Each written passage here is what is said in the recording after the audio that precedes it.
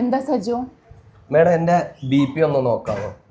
അതുപോലെ തന്നെ എങ്ങനെയാണ് BP നോക്കാമെന്ന് പറഞ്ഞു തരുമോ? പറഞ്ഞുതരാമല്ലോ. നമുക്ക് നമ്മുടെ സ്റ്റാഫുകളെ എല്ലാവരെയും ഒന്ന് വിളിച്ചാലോ? ശരി.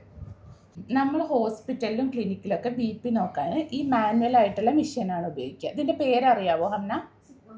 അതെ, സ്ഫിഗ്മോ മാനോമീറ്റർ എന്നാണ് ഇതിനെ പറയുക. വീട്ടിലൊക്കെ നമ്മൾ ഓട്ടോമാറ്റഡ് മെഷീൻസ് ഉപയോഗിക്കാറുണ്ട്, പക്ഷേ ക്ലിനിക്കുകളിലൊക്കെ ഇതാണ് ഉപയോഗിക്കുന്നത്. കാരണം ഇത് കുറച്ചും കൂടി ആക്യുറേറ്റ് ആയിരിക്കും.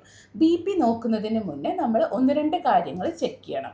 ആദ്യം പേഷ്യൻ്റ് കംഫർട്ടബിൾ ആയിട്ട് ഒരു ബാക്ക് റെസ്റ്റ് ഉള്ള ഒരു ചെയറിലിരിക്കണം. അതുപോലെ തന്നെ പേഷ്യൻറ്റിൻ്റെ രണ്ട് ലെഗും ക്രോസ് ചെയ്യാൻ പാടില്ല, കാല് ക്രോസ് ചെയ്ത് വെക്കാൻ പാടില്ല, കാല് കംഫർട്ടബിളായിട്ട് തറയിൽ വെക്കണം. അതിനുശേഷം വേണം നമ്മൾ BP ചെക്ക് ചെയ്യാൻ. അതിനുശേഷം നമ്മൾ പേഷ്യൻറ്റിനോട് ചോദിക്കണം, ഒരു അരമണിക്കൂറിനുള്ളിൽ ചായയോ കാപ്പിയോ അങ്ങനത്തെ എന്തെങ്കിലും കുടിച്ചിട്ടുണ്ടോ? ഇല്ല.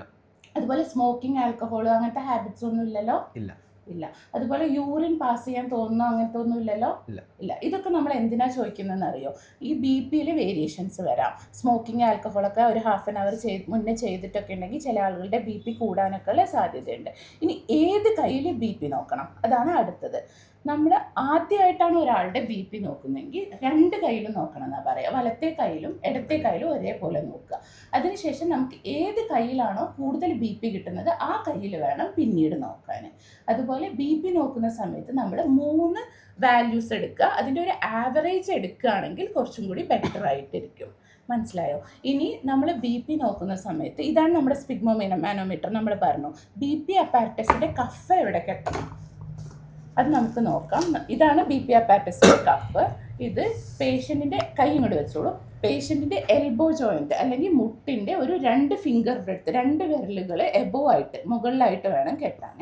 നമ്മൾ കഫ് കെട്ടുന്ന സമയത്ത് വേറൊരു കാര്യം ശ്രദ്ധിക്കേണ്ടത് എന്താണെന്ന് വെച്ചാൽ ഇതിൻ്റെ പൈപ്പുകളുണ്ടല്ലോ, ഈ പൈപ്പുകൾ കൈയിൻ്റെ മീഡിയൽ ഭാഗത്താവണം. കൈയിൻ്റെ മീഡിയൽ ഭാഗം എന്ന് പറഞ്ഞാൽ നമ്മുടെ കൈയിൻ്റെ ശരീരത്തോട് അടുത്ത് നിൽക്കുന്ന ഭാഗം. ഈ ഭാഗത്തോട്ട് ഈ പൈപ്പ് വരുന്ന രീതിയിൽ വേണം കെട്ടാൻ. ഇത് ശ്രദ്ധിക്കണം. അതുപോലെ BP അപ്പാരറ്റസിൻ്റെ കഫ് പേഷ്യൻറ്റിൻ്റെ ഒരു ഹാർട്ട് ലെവലിലായിരിക്കണം. ഈ 1-2 കാര്യങ്ങൾ ശ്രദ്ധിക്കുക. അതുപോലെ പേഷ്യൻറ്റിനോട് സംസാരിക്കാതിരിക്കുക സമയത്ത്. ഇതൊക്കെ ഒന്ന് ശ്രദ്ധിക്കുന്നത് നല്ലതായിരിക്കും. ഇനി